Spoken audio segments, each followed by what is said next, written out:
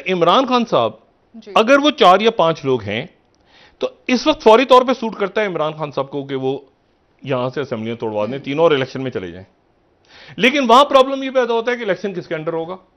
देखिए अभी ये सोचने का वक्त है सबका, सारे पॉलिटिशियंस भी सोच रहे हैं, इमरान बनी गाला में भी डिस्कशन हो रहा है, जो पीडीएम की क़यादत है वो भी सोच रही है, पीपल्स पार्टी भी सोच रही, सब सोच रहे हैं कि अब क्या, व्हाट नेक्स्ट, अब क्या होना है। कुछ होना तो है ना कल, क्योंकि कल पीडीएम का इजलास है। जी। आज जो एक जारहाना तकरीर उन्होंने की उसमें किसी, कल हमजा शहबाज के जो फैसला आया उनके खिलाफ, उसके बाद कोई एहतजाज नहीं हुआ, उसके बाद कुछ भी नहीं हुआ।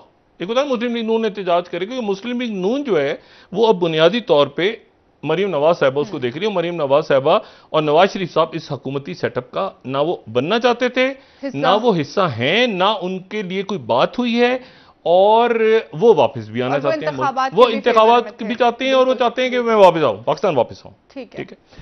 अच्छा, अब यहां पर जरा शरीके गुफ्तगू करते हैं जस्टिस शाइक उस्मानी साहब। जस्टिस साहब अस्सलाम वालेकुम। डॉक्टर जस्टिस साहब जरा सियासत पे बात, थोड़ी सी मुमकिनात पे और क्या क्या पॉसिबिलिटीज है उस पर बात करें, लेकिन दो आपसे मैं कानूनी तौर पे दो बातें पूछना चाह रहा हूं। पहली बात तो ये कि गवर्नर राज जो है, ये गवर्नर रूल कैसे लगता है, क्या इसको लगा सकते हैं वजीर दाखिला? देखिए, हमारे कॉन्स्टिट्यूशन में 73 कॉन्स्टिट्यूशन में जो पुरानी चीजें थी जी, वो अब नहीं रही, और खासतौर से 18th अमेंडमेंट के बाद ये सिर्फ प्रोविजन है कॉन्स्टिट्यूशन में, आर्टिकल 232, 233, 234 और फिर एक फाइनेंशियल इमरजेंसी है 235। ये सारे जो डील करते हैं 232 से लेके 235 तक, ये इमरजेंसी से डील करते हैं, और 235 जो है वो फाइनेंशियल इमरजेंसी से डील करती है, और 234 जो है वो प्रोविंस में अगर कोई प्रॉब्लम हो जाए उससे डील करती है। तो ये हमारे सिस्टम है कॉन्स्टिट्यूशन का। अच्छा, गवर्नर रूल भी इसी में आता है? जी, ये 234 के अंदर गवर्नर रूल तो नहीं कह सकते आप उनको, जो तरीका जो कहा जाता है जिसमें ये इस तरह से लिखा हुआ है, 234 में लिखा हुआ है कि अगर प्रोविंस के हालात जो हैं वो सही नहीं है, डिस्टर्बेंस है, कुछ है, और प्रेसिडेंट इस नतीजे में पहुंचता है कि वो वहां पे काम नहीं चल सकता, तो फिर वो गवर्नर के थ्रू वो ऑर्डर दे सकता है और गवर्नर उसको चला सकता है। ये लेकिन उसके लिए जरूरी ये है कि प्रोविंशियल असेंबली की एक रेजोल्यूशन होनी चाहिए, और अगर प्रोविंशियल असेंबली की रेजोल्यूशन नहीं होती तो फिर दोनों हाउसेज जो हैं, यानी पार्लियामेंट, नेशनल असेंबली और सेनेट, उनकी तरफ से कोई रेजोल्यूशन पास होनी चाहिए। ये उसमें लिखा हुआ है। हाँ, तो और वो अगर करते भी हैं इमरजेंसी तो वो 2 महीने के लिए करते हैं, unless extended by the National Assembly and the House। अच्छा, तो यानी पंजाब में तो देखिए ना, गवर्नर मुस्लिम लीग नून के हैं, तो वो क्यों लगाएंगे, यानी वो यानी सदर उनसे कहें तो वो तो फिर कह सकते हैं, लेकिन वो फिर वहां की असेंबली उसको इंडोर्स कैसे करेगी, ये एक सवाल है। तो मुश्किल है, अगर मुस्लिम लीग नून के गवर्नर भी सदर को सजेस्ट करें तो फिर भी पंजाब असेंबली क्यों करारदाद मंजूर करेगी? नहीं, बिल्कुल नहीं करेगी। तो फिर वो नेशनल असेंबली और सेनेट के पास जाना पड़ेगा उनको, अगर अच्छा, उनकी तरफ से रेजोल्यूशन। मुझे ये बताएं आप, जज साहब के जो सदर के पास इमरजेंसी लगाने का इख्तियार है, ये मैं बात कर रहा हूं आपसे आर्टिकल 233 जी, इसमें सदर इमरजेंसी मुल्क में डिक्लेयर कर सकते हैं वजीर आजम के मशवरे के बगैर। ये क्या आर्टिकल है? नहीं, वो है, वो ये कहते हैं कि इमरजेंसी डिक्लेयर कर सकते हैं, लेकिन उसके बाद फौरन इस मैटर को दोनों हाउसेस के सामने पुटअप करना पड़ता है। ठीक है। वो खुद नहीं कर सकते, उनको या तो उनकी एडवाइस हो प्राइम मिनिस्टर की, वो अगर एडवाइस नहीं है, वो खुद अपनी तरफ से अगर करते हैं कोई चीज, तो फिर उसके बाद उनको फिर ये पुटअप करना पड़ता है नेशनल असेंबली और सेनेट के सामने। अच्छा, अप्रूवल लेनी पड़ती है। अच्छा, उन्होंने अगर वो भी 2 महीने के लिए, वो भी 2 महीने के लिए। अच्छा, इमरजेंसी अगर उन्होंने लगाई किसी मामले पे और उसके बाद असेंबली नहीं है तो फिर? नहीं, असेंबली तो है, असेंबली तो रहेगी। नहीं, किसी वजह से असेंबली ऊपर नीचे हो जाए तो फिर क्या इन कहता है इस बारे में? नहीं, फिर तो वो यकीनन, अगर असेंबली नहीं है तो फिर तो वो अगर एक दफा उन्होंने लगा दिया तो उसके बाद फिर जो भी असेंबली बाद में आएगी उसके सामने उनको पुटअप करना पड़ेगा। यानी जब भी अगली असेंबली आएगी तो वो, अच्छा, तो ये एक बड़ा, अच्छा, इसमें आइन खामोश है यानी इस आर्टिकल के ऊपर कि इसकी क्या मुद्दत हो सकती है? हाँ, अगर असेंबली नहीं है तो 2 महीने मैक्सिमम।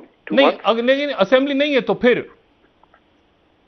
नहीं, असेंबली तो नहीं होने का तो बात हो ही नहीं सकती ना, ये तो एक नहीं, फर्ज करें असेंबली टूट जाए, मैं आपसे बात कह रहा हूँ ना, तो अगर असेंबली टूट जाए तो उसके बाद फौरन 4 महीने में इलेक्शन हो जाएंगे। 4 महीने में इलेक्शन हो जाएंगे और फिर उसके बाद जो है वो आके असेंबली को इंडोर्स करेगी। जी ठीक है, लेकिन इवेंचुअल एंडोर्समेंट जरूरी है। ठीक है, तो वो असेंबली से करना पड़ेगा, बिल्कुल ठीक है। और इसमें वजीर आजम का मशवरा जरूरी नहीं है? नहीं, अच्छा, वजीर आजम का जो आर्टिकल 48 है जिसके तहत president has to act on the advice of the prime minister and the cabinet, वो उसमें यहाँ पे तो उसकी जरूरत नहीं, वहां पे प्रेसिडेंट खुद कर सकता है अगर वो इस नतीजे में पहुंचता है, लेकिन बाद में फिर उसको, जैसे मैंने आपसे कहा, मैं यही बात पूछ रहा था आपसे कि प्रेसिडेंट के पास एक पावर ऐसी है जिसमें वो वजीर आजम के मशवरे के मोहताज नहीं है, और वो ये आर्टिकल मुझे खटक रहा है कि ये कैसे आर्टिकल में इतनी पावर कैसे है प्रेसिडेंट के पास कि वो वजीर आजम के मशवरे के बगैर। तो है ना कि जब वो उस सूरत में जबकि कॉन्स्टिट्यूशनल मशीनरी मुल्क की बिल्कुल खत्म हो जाए और मुल्क बिल्कुल तबाही की तरफ जा रहा हो, तो फिर वो प्रेसिडेंट को एक्स्ट्रा ऑर्डिनरी पावर्स दी गई हैं, but that has to be then endorsed by the national assembly and senate later on. ठीक है, थैंक यू, बनती है। बहुत शुक्रिया जी साहब, थैंक यू वेरी मच।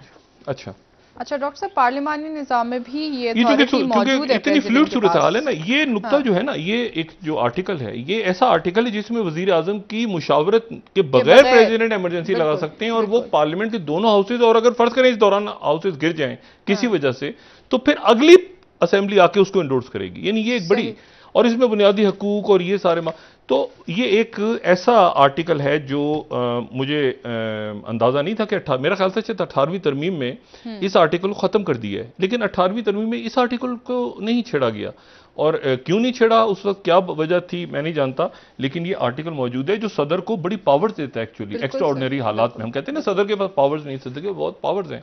अच्छा, मैं उसमें 2-3 बातें, पहली बात तो ये है, मैं इसी को कंटिन्यू लेके करूं, जो बात शहबाज शरीफ साहब ने आज की है, ये वो बात है जो पिछले 6 महीने से गालिबन, या 4 महीने से या 5 महीने, जब से हुकूमत इनकी या सेटअप अरेंजमेंट आई है, तो मैं इस सवाल को बार बार उठा रहा हूं कि क्या बुनियादी शराइत हैं। मैंने यहां तक एक दिन कह दिया कि नवाज शरीफ तो वापस नहीं आ रहे, उनकी अब तकरीर तक नहीं टेलीकास्ट हो पा रही।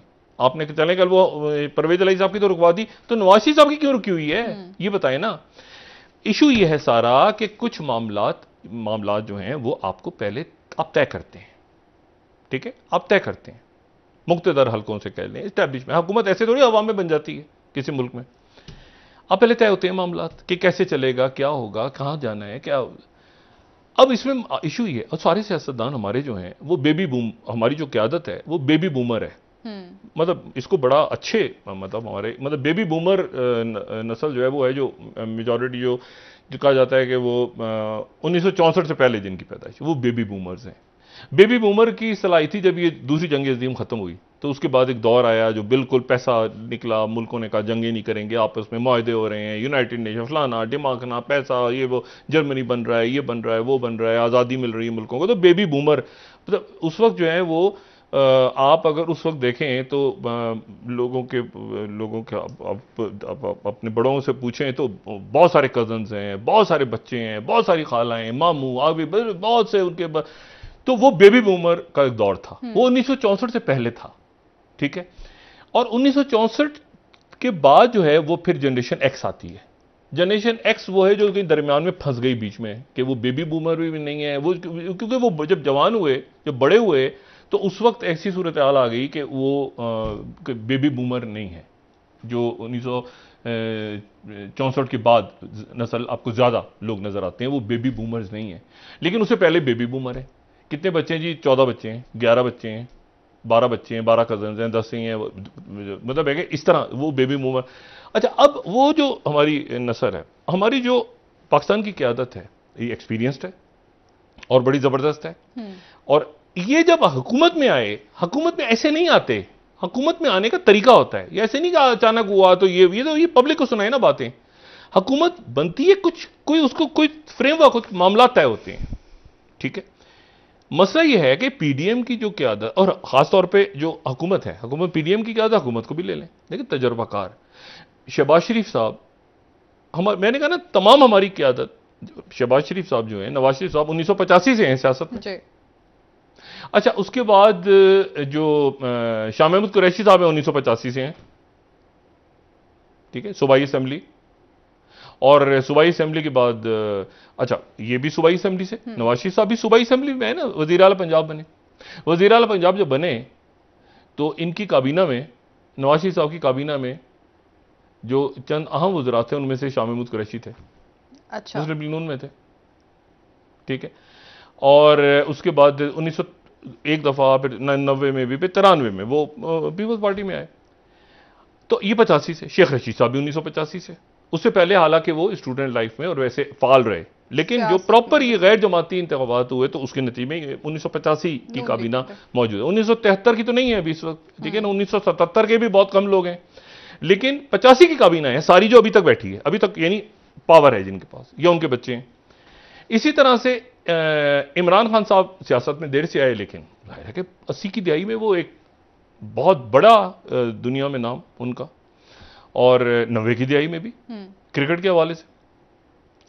इसी तरह से जो ख्वाजा आसिफ साहब हैं, ख्वाजा आसिफ साहब के जो वालिद हैं वो मगरबी पाकिस्तान के असेंबली में, वो पुराने अयूब खान दौर में, और वो मुस्लिम लीग की प्रॉपर, और उसके बाद वो मस्जिद शूरा जब बनी तो उसके चेयरमैन भी रहे, और फिर उसके बाद ख्वाजा आसिफ साहब, यानी एक सियासी ख़ानदान में उन्होंने, ख्वाजा साहब तो 90 में आए, गालिबा 90 की दहाई में आए, लेकिन उनका ख़ानदान एक सियासी ख़ानदान। एहसन इकबाल साहब की वालदा इंतहाई ज़बरदस्त खातून आपा निसार फातिमा, वो भी 1985 की असेंबली में थी। तो मैं सिर्फ ये कहना चाह रहा हूं कि जो हमारी ये सारी क़यादत है, जरदारी साहब की जो है वो 87 में जरदारी साहब पहले सियासत में आ गए थे, लेकिन वो इतना उनकी सियासत नहीं चली, वो बहरहाल वो 87 में उनकी शादी हुई बीबी से, तो उसके बाद से वो एक्टिव आपको नज़र आते हैं बहुत ज़्यादा।